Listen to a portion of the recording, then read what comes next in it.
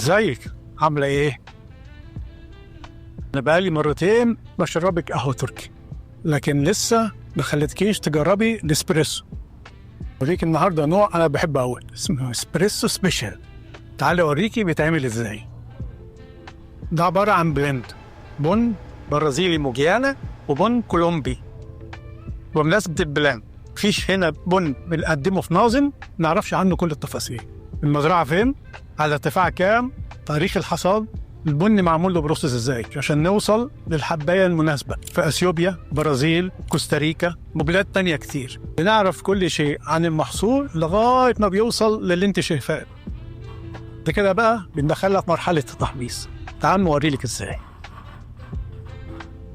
النهارده بقى كنا بنحمص بن برازيلي. عارفة التحميصة بتاع الاسبريسو بتبقى ايه؟ بتبقى وسط. المولي بينزل بعدها يتهوى عشان ما يعرقش، وبيتساب حوالي اسبوع عشان يطلع كل الغازات، وبعد كده بيدخل بقى في مرحله الطحن. تعالى اوريك. بص بقى، الطحنه بتفرق حسب الطريقه اللي هتعمليها بيها. الاسبريسو غير الايرو بريس، غير الفي 60، غير الفرنش بريس. قولي لي بقى، انت بتحبي تشربي ايه؟ فرنش بريس. انا متاكد انه هيعجبك.